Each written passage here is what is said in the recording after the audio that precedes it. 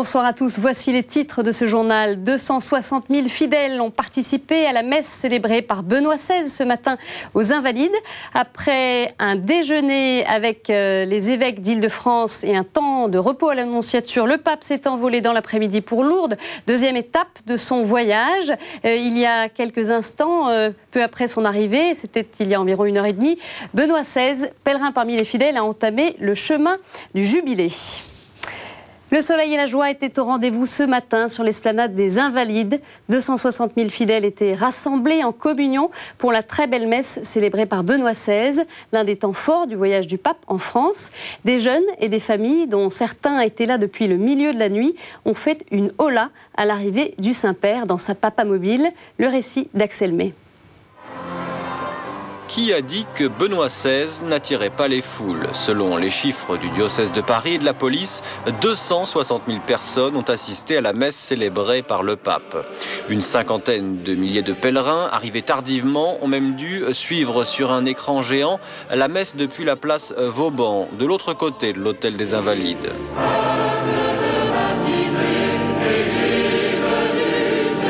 Le temps d'une messe, l'esplanade des Invalides, au cœur de la capitale, s'est transformée en église géante. Haut de 6 mètres, le podium, dans un style minimaliste, accueille près de 950 célébrants, en signe de paix des oliviers.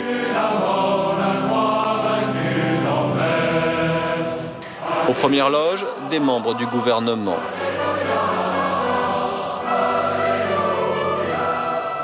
Face à la foule de fidèles, dont de nombreux jeunes, le pape s'en est pris, dans son homélie, comme il le fait souvent, aux idoles. Un appel à fuir ces idoles. Le monde contemporain ne s'est-il pas créé ses propres idoles? N'a-t-il pas imité, peut-être à son insu, les païens de l'Antiquité en détournant l'homme de sa fin véritable, du bonheur de vivre éternellement avec Dieu? C'est là une question que tout homme, honnête avec lui-même, ne peut que se poser. Pour cette messe exceptionnelle, des moyens humains impressionnants ont été mis en œuvre, comme au moment de la communion. Benoît XVI a donné, lui, la communion à une quarantaine de personnes.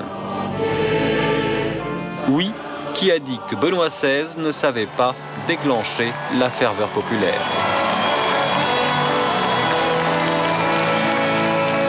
Le pape a prêché sur l'actualité de la lettre de saint Paul aux Corinthiens. Il les appelait à fuir le culte des idoles. Et Benoît XVI a interrogé l'Assemblée sur les idoles contemporaines, l'argent, la soif de l'avoir, du pouvoir et même du savoir. À chacun, il a posé cette question: qu'est-ce que je mets à la première place? Et Benoît XVI est revenu sur le véritable sens de la messe, très saint sacrement de la présence réelle du Seigneur à son Église et à toute l'humanité. Célébrer l'Eucharistie signifie reconnaître que Dieu seul est en mesure de nous offrir le bonheur en plénitude, de nous enseigner les vraies valeurs, la valeur éternelle qui ne connaîtront jamais de couchant. Dieu est présent sur l'autel, mais il était aussi présent sur l'autel de notre cœur, lorsqu'en communion, nous recevons dans le sacrement eucharistique. Lui seul nous apprend à fuir les idoles, mirages de la pensée. Rien ne remplacera jamais le ministère de prêtre au cœur de l'Église. Rien ne remplacera jamais une messe pour le salut du monde. Et Benoît XVI a interpellé tous les hommes de bonne volonté: fuyez le culte des idoles et ne vous lassez pas de faire le bien. Voilà ce que l'on pouvait retenir de cette messe aux Invalides. Plus tôt ce matin, le pape avait fait une brève visite à l'Institut de France. Benoît XVI, élu en 1992, membre associé étranger de l'Académie des sciences morales et politiques, tenait à saluer les membres des 5 académies réunies sous la célèbre coupole qu'est Conti.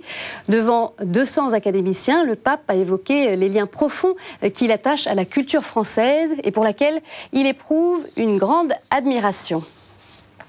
Après la messe aux Invalides, le pape a regagné la Nonciature à bord de sa papamobile pour un déjeuner avec les 8 évêques d'Île-de-France et un temps de repos. Voilà ce que l'on pouvait dire sur cette première étape du voyage de Benoît XVI en France. On se rend à présent à Lourdes, où le Saint-Père est arrivé en fin d'après-midi. Son avion s'est posé autour de 17h45 à l'aéroport de Tarbes. Puis c'est à bord d'un hélicoptère qu'il a rejoint la cité mariale. Rappelons que le pèlerinage à Lourdes est le but de la visite du pape en France. Benoît XVI, pèlerin parmi les fidèles, vient fêter les 150 ans des apparitions de la Vierge. Il avait exprimé son souhait de venir à Lourdes en juillet 2005 dans une lettre adressée à Monseigneur Perrier, évêque de Tarbes et Lourdes. Le programme de ce week-end du pape sera très dense. Demain matin, Benoît XVI présidera une messe solennelle sur la prairie des sanctuaires et rencontrera dans l'après-midi les évêques de France avant de conclure la procession eucharistique. Enfin, lundi matin, il célébrera une messe à l'intention des malades avant de regagner Rome. Aux côtés du Saint-Père, ce week-end devraient se joindre 200 000 pèlerins. Des pèlerins qui affluent d'heure en heure dans la cité mariale, comme a pu le constater sur place notre envoyé spécial Vincent Royer. Ce matin, les rues de Lourdes pouvaient presque paraître normales. Certes, les barrières omniprésentes compliquaient la circulation et quelques décorations trahissaient l'événement qui se prépare. Mais les pèlerins continuaient à parcourir le chemin du Jubilé comme si de rien n'était. En apparence, car en chacun, l'arrivée du pape fait partie prenante du chemin jubilaire. On arrivera avec suffisamment d'avance à l'étape de la grotte, en espérant pouvoir le voir. Il sera peut-être trop tard pour ce groupe. Au pied de la basilique et aux abords de la grotte, les premiers pèlerins s'installent déjà. On espère bien voir le pape d'assez près. C'est pour ça qu'on est arrivé de bonne heure ce matin, puisqu'on vient du Gers, qui n'est pas très loin. Et on a pris des pliants pour s'asseoir. Et nous allons acheter des livres et des revues pour passer le temps et faire le chapelet en attendant la venue du pape. Il reste encore plus de 5 heures à attendre avant l'arrivée de Benoît XVI. Pour passer le temps, chacun a sa méthode. D'abord, je vais réciter le rosaire. Deuxièmement, je vais lire quelques journaux. Et troisièmement, je vais rester en silence et simplement méditer sur les événements qui se sont déroulés ici il y a 150 ans. En discutant aussi avec nos voisins. Parce que c'est ça aussi la prière. Voilà. La prière, ce n'est pas que reciter « Je vous salue Marie, notre Père ». La prière, c'est parler. La prière, c'est chanter. La prière, c'est bouger. Donc, on peut continuer la liste. Ouais. Et puis demander aussi pardon au fond de notre cœur pour toutes les fautes commises dans le monde. D'autres pensent avoir trouvé la solution pour éviter d'attendre des heures sur place. S'engager comme bénévole. La technique, si, ça sera peut-être le service, parce que ça peut peut-être nous permettre déjà, on aura des passes, donc on pourra peut-être aller dans des endroits qui seront interdits au public. Et puis, on pourra aussi aller dans des carrés plus proches que ce qu'on aurait pu avoir normalement. 2 heures avant l'arrivée du pape, et malgré les heures d'attente de certains pèlerins, le secteur de la grotte, comme les autres secteurs sensibles, seront évacués. Pas de quoi gâcher l'ambiance pour autant, la fête a bel et bien commencé.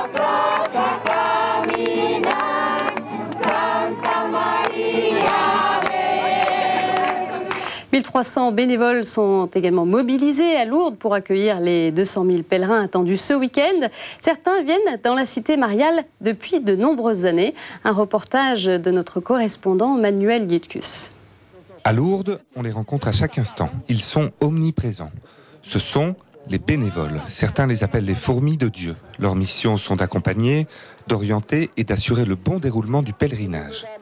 Mathilde vient spécialement du Congo à l'occasion de la visite de Benoît XVI pour le Jubilé. C'est avec joie que je me mets avec tous les autres ici. Comme vous voyez, nous sommes ici de presque du monde entier représentés. Et donc, nous nous joignons à cet événement en préparant la pochette des pèlerins. Ce sont aussi ces bénévoles qui, grâce à leur engagement, font vivre et grandir Lourdes, bien au-delà des Pyrénées. Nous avons une Américaine qui vient d'Hawaï, nous avons un Hollandais et nous avons un couple italien donc qui viennent travailler à la chaîne et ensuite assurer à partir de samedi dans les sanctuaires les différentes missions d'aide aux pèlerins.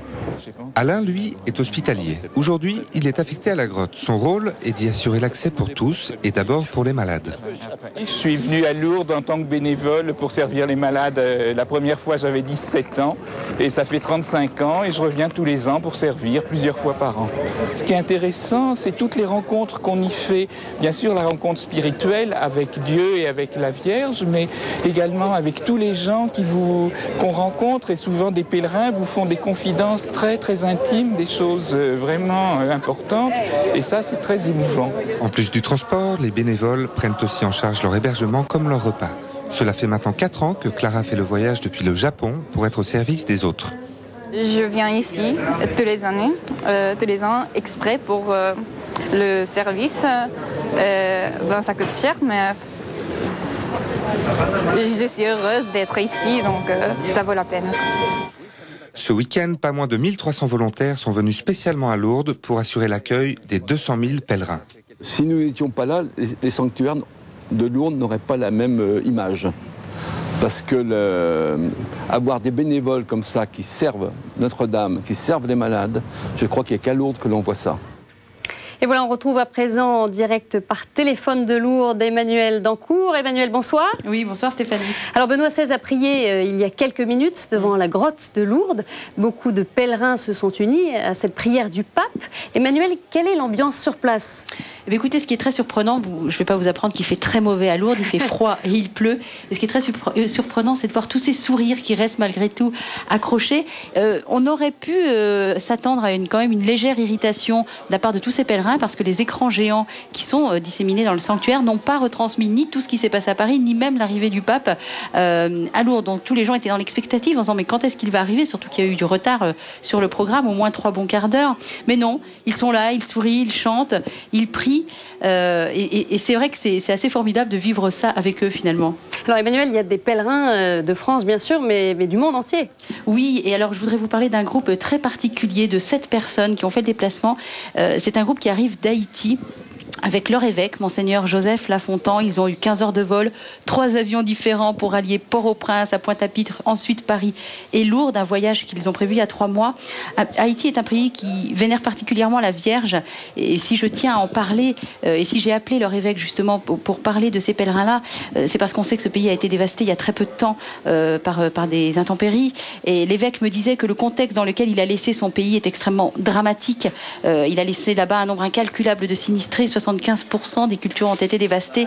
Et s'ils vont à Lourdes, c'est justement pour porter ce pays dans leurs prières. Ils espèrent en ramener de l'espoir pour les gens de là-bas, une grâce mariale, du courage. Et puis, il a quand même un secret espoir. Notre évêque, Monseigneur Joseph Lafontan, il aimerait qu'à l'Angélus du dimanche, eh bien, le Saint-Père mentionne ce pays totalement traumatisé, qui a besoin qu'on ne l'oublie pas, qu'on l'aide matériellement et qu'on l'aide beaucoup par la prière. D'où le fait que j'en parle sur notre antenne. Merci Emmanuel, et on vous retrouvera bien sûr dans nos prochaines éditions. Avec grand plaisir, avec le sourire.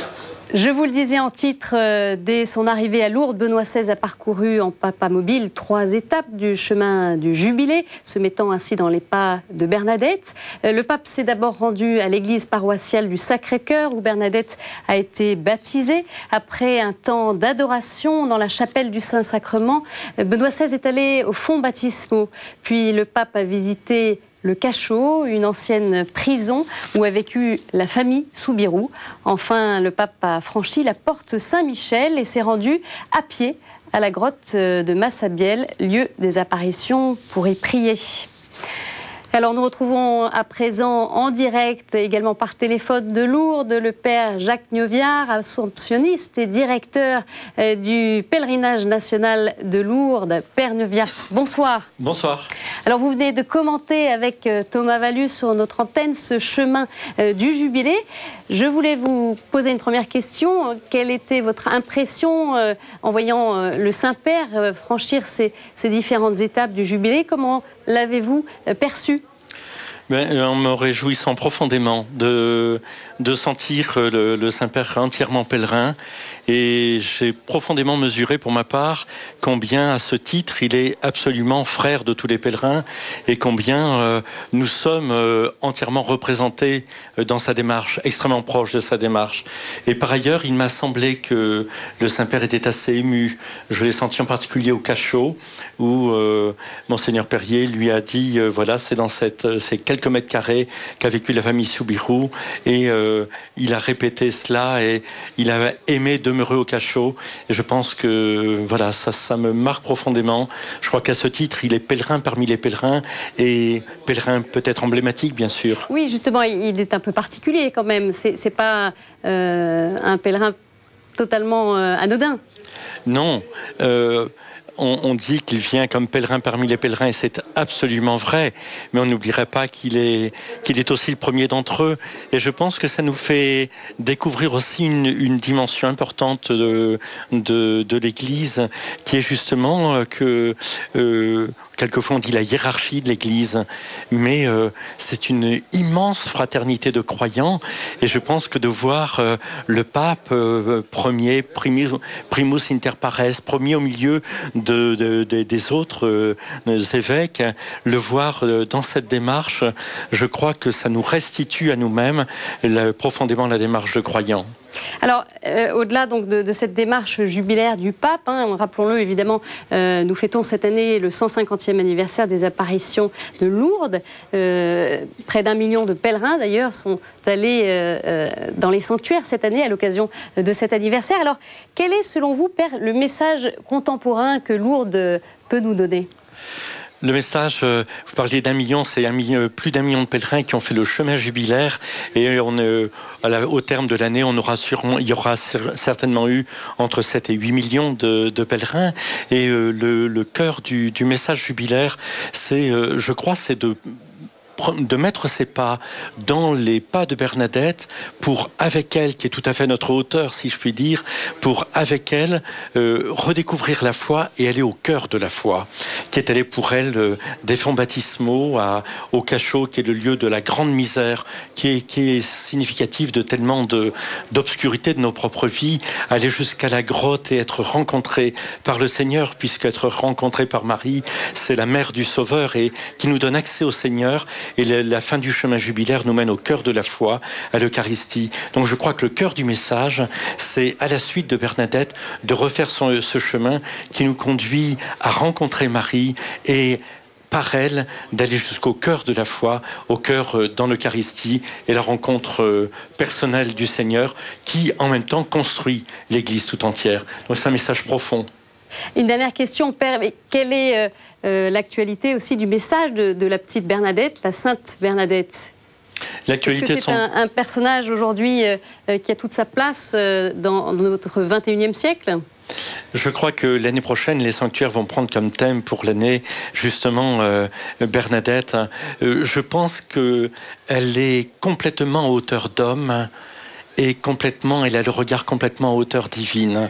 Et je crois que le message le plus fort, cette actualité de Bernadette, c'est justement que de la même humanité que nous, nous sommes exactement de la même humanité qu'elle, et nous pouvons avoir le regard à la fois à hauteur d'homme et à hauteur de Dieu. Et c'est profondément stimulant. Et je crois que c'est un message contemporain, surtout parce que ça passe par le biais de l'humilité, et que chacun mesure combien l'humilité est notre dimension quotidienne. Père, enfin, juste pour terminer, alors vous êtes le directeur de ce pèlerinage national qui est si connu, qui se tient autour du 15 août. Alors, justement, qu'est-ce que représente pour vous cette venue du pape qui vient en pèlerin ? Ça a été en amont un immense élan, conjugué à l'année jubilaire, un immense élan dans la préparation. Le pèlerinage national a reçu de Monseigneur Perrier le thème de l'Eucharistie, qui est plus qu'un thème, qui est la réalité à redécouvrir, à vivre. Et je crois que ça nous a plongé au cœur de la foi et au cœur de l'Église. Et je parle de l'amont, et l'aval, c'est que je pense que nous ne serons plus pèlerins pèlerins comme avant, parce que nous aurons suivi le pape Benoît XVI. Et ça, on ne découvrira que petit à petit, mais on découvrira que nous avons été modifiés et probablement profondément modifiés comme pèlerins, d'avoir vu le pape, le Saint-Père, comme pèlerin l'un des nôtres. On ne sera plus pareil qu'avant. Un grand merci, Père Nieuwjaerts, d'avoir répondu à ces questions. Et puis, bien sûr, je précise que vous intervenez sur notre antenne aux côtés de Thomas Valu pour les grands directs de Lourdes. Très volontiers, avec bonheur. Alors, après ce chemin du Jubilé, le pape est allé dîner à l'Ermitage Saint-Joseph, un couvent situé à quelques kilomètres de la cité mariale, lieu où est hébergé le Saint-Père pendant son séjour à Lourdes. Les médias, évidemment, se sont largement mobilisés pour suivre la visite du pape en France. 1400 journalistes du monde entier sont accrédités. À Lourdes, premier sanctuaire marial dans le monde, la couverture médiatique aura bien sûr un rayonnement international. Un reportage de Vincent Royer. Effervescence vendredi après-midi au centre de presse de Lourdes. La remise des accréditations aux 750 journalistes présents dans la cité mariale commence. On a tous les types de médias représentés, que ce soit des télés, des radios, de la presse écrite. Ce qu'il y a de nouveau par rapport, je dirais, à 2008, c'est qu'on a aussi beaucoup de demandes pour des sites internet. Donc ça devient une profession à part entière que d'être journaliste pour des sites internet. Si quelques médias arrivent des États-Unis ou d'Amérique latine, la plupart viennent d'Europe, à l'image des télévisions présentes en nombre. Ici, il y a tous les pays qui sont à tendance catholique et pratiquante, qui ont déployé des moyens assez importants, type la RAI, type les Espagnols. Parmi les centres d'intérêt des médias, l'organisation du voyage est en première place. Accueil des pèlerins, vêtements liturgiques et sécurité sont ainsi les thèmes récurrents. L'anniversaire des 150 ans des apparitions de la Vierge à Lourdes viennent ensuite. Pape Benoît, à mon avis, a un fort rapport à la Vierge Marie. C'est pourquoi, à cet anniversaire, 150 années, c'est important pour lui de venir ici. Quant aux attentes des journalistes, elles diffèrent et sont souvent comparées à la venue de Jean-Paul II, il y a 4 ans. J'espère d'écouter une réflexion sur la souffrance humaine générale. Le précédent pape, qui est venu pour la dernière fois ici, était très malade. Et il était l'un des milliers de malades à être venus depuis 150 ans.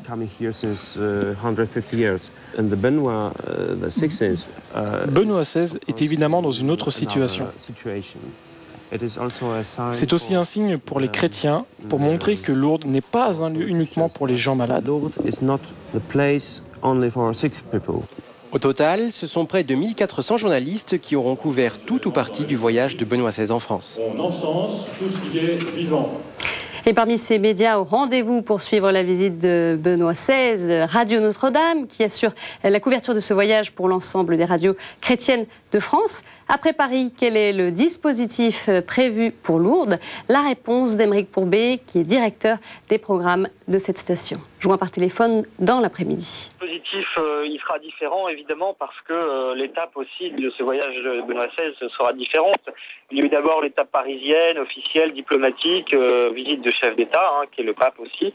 Et puis c'est comme un peu pour une pièce de théâtre, on sait que le public parisien est toujours plus exigeant. Donc de ce point de vue-là, on peut dire que le voyage du pape a été une vraie réussite. Mais c'est vrai que l'étape de Lourdes, elle sera plus intime, plus humble, comme humble pèlerin aussi que sera le pape.